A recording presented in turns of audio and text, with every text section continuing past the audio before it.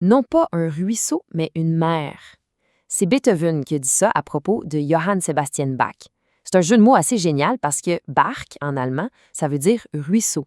Et quelle image! Ça met la table, on peut pas mieux pour l'immensité du génie qu'on explore ensemble aujourd'hui. Alors aujourd'hui, on plonge dans l'histoire de Johann Sebastian Bach. La question, c'est comment est-ce qu'un musicien qui vient d'une très longue lignée d'artisans en Allemagne a pu devenir un des piliers, un des géants de toute la musique occidentale? C'est vraiment l'histoire d'un talent, disons, local, qui est devenu une légende pour l'éternité. Pour vraiment comprendre le génie de Johann Sebastian, il faut regarder d'où il vient. Il faut savoir qu'il n'est pas apparu comme par magie, là, non, non. Il est en fait le sommet, le point culminant d'une dynastie musicale absolument incroyable. On parle d'une famille qui a littéralement défini le son d'une région complète, et ce pendant 200 ans. Imaginez la scène, là. Une famille qui est tellement, mais tellement dominante dans le monde de la musique d'une région que leur nom de famille devient un synonyme pour musicien. C'était ça les Bach, en Thuringe. Pendant presque 200 ans, si on avait besoin d'un musicien, la question c'était pas qui est bon, c'était juste y a-t-il un Bach de disponible. C'est fou quand on y pense. Et tout ça, ça commence où? Pas dans une grande salle de concert, non, dans un moulin. Le patriarche, Veit, c'était un boulanger. Et il jouait de sa cithare en suivant le rythme de la meule. Ça nous dit tout. Pour les Bach, la musique, c'était pas un truc d'élite, c'était ancré dans la vie de tous les jours, dans le travail.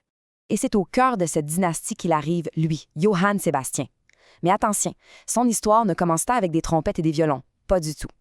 Sa jeunesse, elle, a été forgée dans la tragédie, la solitude et avec une volonté de faire qui allait absolument tout changer. Pensez-y, il devient orphelin à 10 ans. C'est son grand frère qu'il recueille. On a ici la preuve de son éducation formelle, son nom dans un registre d'école. Mais sa vraie formation, celle qui a vraiment sculpté son génie, elle s'est passée ailleurs, en secret, bien loin des bancs d'école. Alors voilà l'histoire. Son frère avait un livre de partitions des plus grands maîtres, un trésor. Mais il interdisait au jeune Sébastien de le toucher. Alors, qu'est-ce qu'il a fait? Pendant des mois, toutes les nuits, il se levait. Et à la seule lumière de la lune, il recopiait secrètement, note par note, toute la collection. On parle d'une soif de connaissance, c'était plus que ça, c'était une obsession. 400 kilomètres, je répète, 400 kilomètres. C'est énorme aujourd'hui, alors imaginez au début du 18e siècle. C'est un chiffre qui, juste comme ça, nous force à nous arrêter et à réfléchir. La question est évidente, non? Pourquoi? Pourquoi un jeune homme marcherait aussi loin? Pour l'amour? Pour faire fortune? Non, non, c'était pour quelque chose de bien plus grand à ses yeux. La réponse, c'est la musique, bien sûr. Il a fait ses 400 kilomètres à pied juste pour aller entendre son idole, le grand organiste Dietrich Buxtehude. Et l'histoire est encore meilleure. Il avait demandé un congé de 4 semaines, il est revenu 4 mois plus tard. Évidemment, ça lui a causé un tas de problèmes avec ses patrons. Mais ce geste-là, c'est du bar tout craché. Un dévouement total, absolu, à son art, qui passe avant toutes les règles. Bon, on avance dans le temps. La carrière de Bach adulte, elle est marquée par une tension vraiment fascinante. D'un côté, on a sa musique. C'est l'ordre, la perfection, c'est presque divin. Et de l'autre, on a sa vie. Une vie remplie de chicanes, de drames, de combats très, très humains. Regardez bien ça.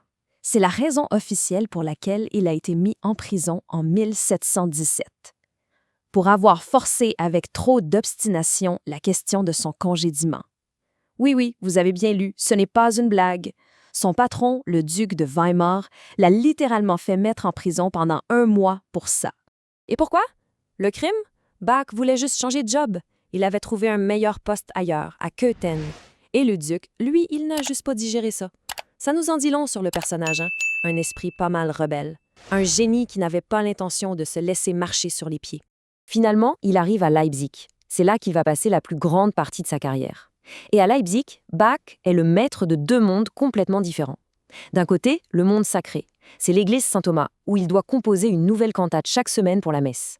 Et de l'autre, le monde profane, le monde de tous les jours. Il dirige un orchestre d'étudiants dans un café très populaire, le café Zimmermann. Le sacré et le profane, côte à côte. Et c'est ça le contraste qui est si frappant. Sa musique, c'est un univers d'ordre parfait, de structure quasi mathématique, d'une beauté qui nous dépasse. Mais sa vie, elle, c'était souvent le chaos. Il se battait sans arrêt avec le conseil de ville, qu'il trouvait pingre, pour avoir plus de moyens. Il a eu 20 enfants avec ses 2 femmes. 20. Et il a dû endurer la douleur de voir la moitié d'entre eux mourir avant de devenir adulte. la perfection de l'œuvre et le désordre de la vie. Puis, vers la fin de sa vie, il y a un changement. C'est comme s'il se libérait un peu des exigences du quotidien. Bach commence à composer non plus pour la messe de dimanche ou pour son patron, mais pour l'éternité. C'est là qu'il devient vraiment un architecte du son et se met à construire des monuments musicaux faits pour durer à jamais. C'est à cette époque-là qu'il nous donne des œuvres monumentales comme le clavier bien tempéré ou l'art de la fugue. Et ce qui est important de comprendre, c'est que Bach n'inventait pas vraiment de nouvelles formes de musique. Son génie, c'était de prendre ce qui existait déjà, la fugue, le concerto, la suite, et de l'amener à un niveau de perfection, de complexité que personne n'avait jamais même imaginé avant lui. Il a pris les outils de son temps et il a construit des cathédrales avec. Et l'ironie dans tout ça, c'est qu'au moment même où il atteint le sommet de son art, eh bien, Bach est déjà considéré comme démodé. Complètement vieux jeu. Il y avait une nouvelle mode qui arrivait. Le style galant, beaucoup plus simple, plus léger. Pour les gens de l'époque, la musique de Bach, c'était devenu trop compliqué, trop lourd. Le monde de la musique était déjà en train de passer à autre chose. Et c'est là que l'histoire devient vraiment fascinante. Parce qu'après sa mort, en 1750, Bach est pratiquement tombé dans l'oubli.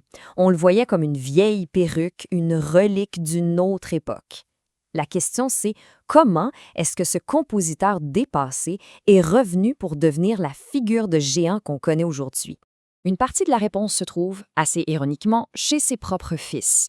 Des gars comme Johann Christian Bach, qu'on appelait le Bach de Londres, sont devenus beaucoup plus célèbres que leur père, justement parce qu'ils ont adopté ce nouveau style à la mode. Johann Christian allait même jusqu'à appeler son père la vieille perruque. Mais sans le savoir, en faisant ça, ils ont servi de pont entre l'époque de leur père et la nouvelle ère classique. Ce sont les géantes qui sont venues après qui l'ont vraiment redécouvert. Mozart, la première fois qu'il a entendu une de ses œuvres, il en revenait juste pas. Beethoven l'appelait le père originel de l'harmonie. Mais le moment clé, le grand retour, ça se passe en 1829. Un jeune compositeur, Félix Mendelssohn, organise une performance de la Passion selon saint Matthieu. Et là, c'est l'explosion. Bach est de retour au centre de l'univers musical. Et cette fois, c'est pour de bon. Mais au fond, c'est quoi le secret de son influence? Pourquoi est-il si éternel? La réponse tient en un seul mot, le contrepoint. C'est quoi ça? C'est l'art de tisser ensemble plusieurs mélodies différentes indépendantes pour qu'elles forment un tout qui est parfaitement harmonieux. C'est le plan d'architecte de sa musique, une structure tellement solide, tellement parfaite que tous les compositeurs, encore aujourd'hui, l'étudient pour apprendre leur métier. Et voilà comment la boucle se boucle. On part d'un musicien local en Thuringe, le sommet d'une dynastie familiale. Il devient un compositeur de cour qui se chicane avec ses patrons. Il finit sa vie considéré comme démodé, pour finalement être tiré de l'oubli et être sacré comme l'un des plus grands, sinon le plus grand compositeur de tous les temps. Quel parcours! Alors, on finit là-dessus avec une question pour la route. Si sa musique était jugée vieux jeu à sa mort, qu'est-ce qui fait qu'aujourd'hui elle nous semble si universelle, si éternelle? Qu'est-ce qui, dans cette architecture sonore si complexe, vient nous toucher si profondément des siècles plus tard? Le vrai mystère et le génie de Bach, il est peut-être là.